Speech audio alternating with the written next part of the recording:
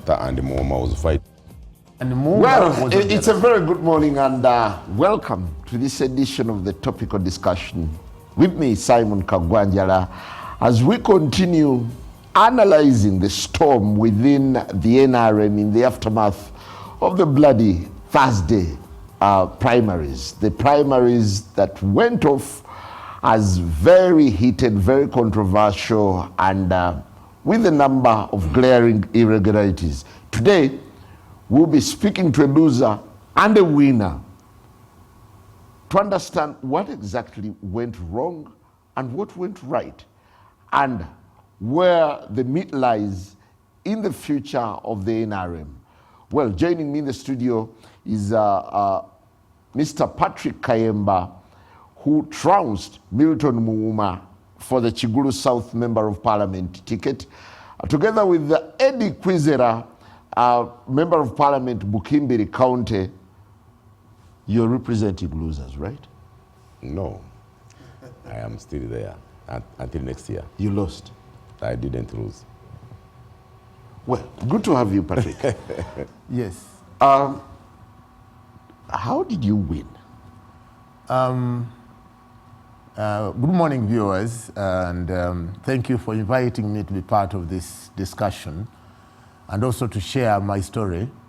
My story is a bit unique from the usual stories that you've ever had.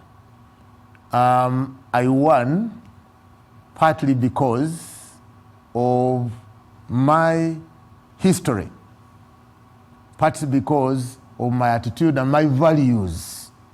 Because I didn't win because I had the biggest amount of money. We had people with money, sacks and sacks of money, but people trusted me because of my past work. I was a district chair, a distinguished district chairperson who actually came in and solved issues, having had a background of fighting corruption as a chair. Did you say there was money? A lot of money in the election. That one has no question. It was written all over walls, I tell you. Did you splash money as well? I'm happy that I did not have the money splash. I wish I had. But I did not have that money to splash because my history, I told you, I was a chairperson of Transparency International Uganda, and that's the experience and values that I picked and moved to being the district chairperson. So I served people and I left. Okay, would you say that the process was free and fair? To some extent, I could say yes. Of course, to some other extent, I can't say no, because there was a lot of mismanagement in one way or the other. That's why some polling stations were actually cancelled. Some polling stations were engineered violence, disruptions of lines, and all those sorts of things. For me, I would say, to a greater extent, there was a bit of sanity. There was no security. People were managing themselves. But security in Iganga was on standby in some of the areas where peace was restored, was managed by security, where you just call in and say, here it is hot. Then the DPC had to run Busoga suffered a huge turnover. Yes. Of the incumbents. Yes. What do you think were the contributory factors? Was it overstay, poor performance, or the Kadaga AAA issue? Combine all that. The percentages and magnitude differ. But combine all that, performance was one of it. And we had division from the onset of the members of parliament. You will imagine it was only Busoga that had two caucuses, two Busoga parliamentary caucus. That division, of course, did not allow productivity, did not allow cohesion, did not allow people speaking with one voice. Members of parliament started fighting each other. Somebody brings a project, this one fights it. So that made the members of parliament become inefficient and unpopular. But also, most importantly, The Kadaga question, you can't rule it out. Because people in Busoga really feel that Kadaga has done a lot for Busoga. And for Uganda, if you have your player. So she was a factor. Partly she was a factor. You can't rule Kadaga out. You can't. But you can also add on that. You add on efficiency, you add on the contributions that the different members of parliament have made to the development of the area, and playing the role of a member of parliament. Honorable Kwizera, how did the odds work against you in Mukimbiri? Yet you were the incumbent and you had money.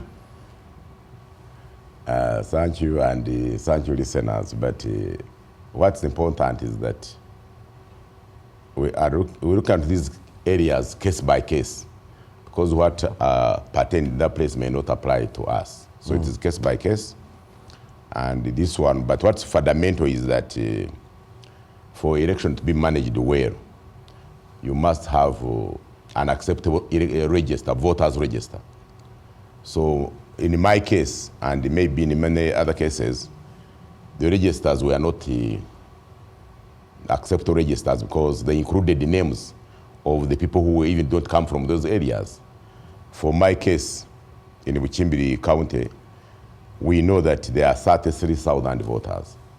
But in this register, which was actually a forged one, there were 48,000. And when I called the Tango Doi, Dr. Tango Doi, he agreed that the register they wanted to use was a forged one.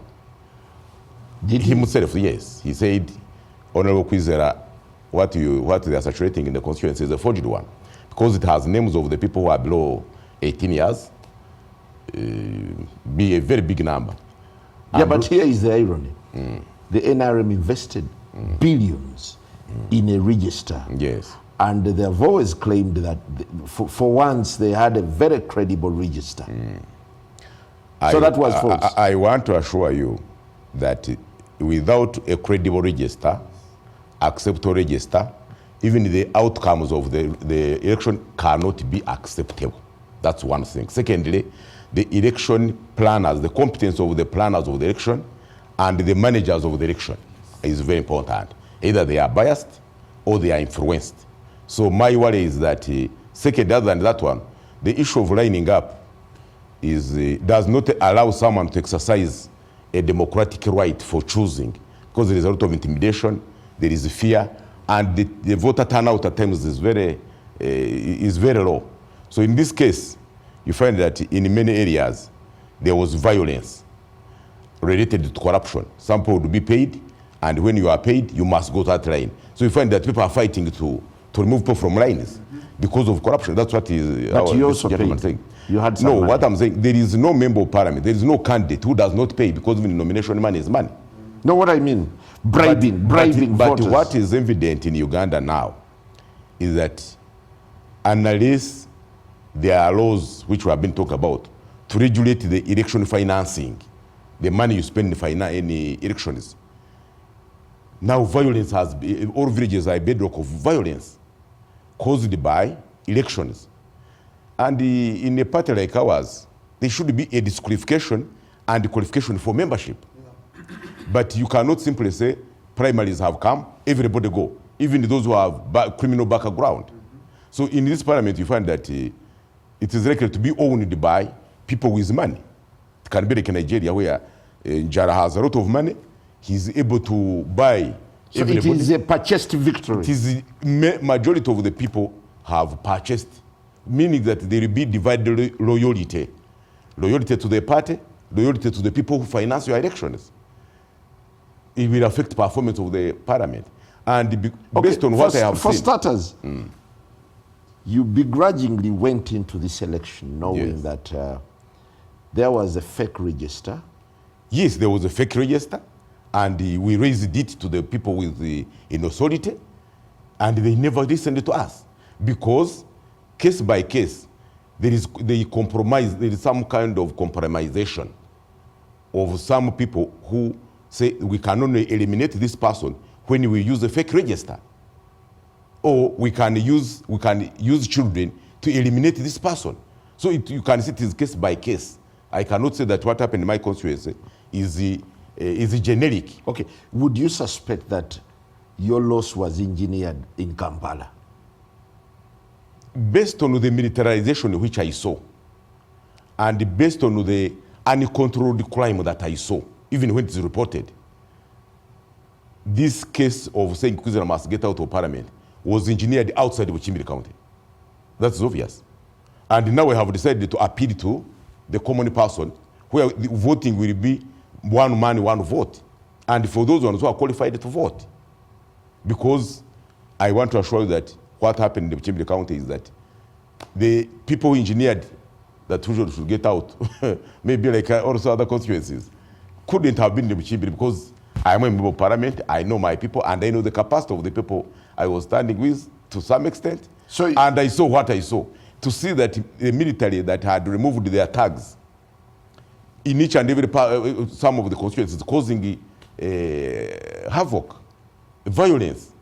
You find the trucks and the trucks of children being ferried to Buchimbiri to go and vote, even those who are below age. So I say that now, should it be my case, or it should be the party to investigate where did this army come from?